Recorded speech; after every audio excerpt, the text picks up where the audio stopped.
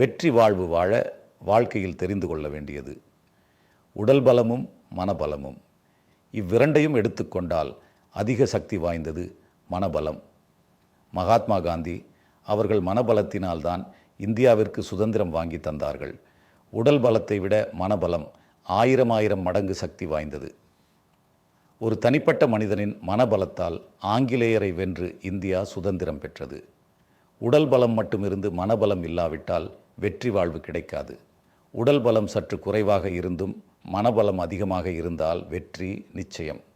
மனபலத்தால் தான் உலகில் தொன்று தொட்டு புதிய கண்டுபிடிப்புகள் அநேகம் கண்டுபிடித்திருக்கிறார்கள். உடல் பலம் மனபலத்தை கொடுக்காது, மனபலம் உடல் பலத்தை கொடுக்கும். குத்து சண்டை வீரர்கள் எவ்வளவுதான் உடல் பலம் கொண்டவர்களாக இருந்தாலும் மனபலத்தால் தான் வெற்றி அடைகிறார்கள். உலகில் பலர் இதேபோல் மனபலம் கொண்டு வெற்றி சிகரங்களை உருவாக்கி இருக்கிறார்கள். மனபலம் கொள்ள வழிகள்: 1. கடந்த கால தோல்விகளையே நினைப்பவருக்கு மனபலம் கிடைக்காது. 2. கடந்த கால வெற்றிகளையே நினைப்பவருக்கு மனபலம் கிடைக்கும். 3. எல்லாவற்றையும் சாதாரணமாக பார்ப்பவருக்கும் செய்பவருக்கும் மனபலம் இருக்கும். 4. வருத்தங்களையும் சோகங்களையும் துக்கங்களையும் நினைப்பவருக்கு மனபலம் இருக்காது. 5. சந்தோஷத்தையும் வெற்றிகளையும் இன்பங்களையும் நினைப்பவருக்கு மனபலம் இருக்கும். 6. தன் மீது சந்தேகம் உள்ளவர்களுக்கு மனபலம் இருக்காது. 7.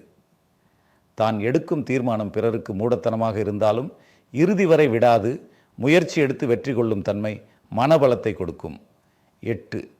மனது சோர்ந்து போனால் உடலும் சோர்ந்து போகும், சக்தி அற்றதாகிவிடும். 9. பல தோல்விகளை சந்தித்தாலும் பல தடவை முயன்று வெற்றி பெறுபவருக்கு மனபலம் இருக்கும். 10. ஒரு செயலில் ஈடுபட்டு தோல்வியையும் வெற்றியையும் எதிர்பார்க்கும் தன்மை, எதிர்கொள்ளும் தன்மை வெற்றியை ஆதாயமாக்கிவிட்டு தோல்வியை சரிகட்டும் தன்மை மனபலனை அளிக்கும்.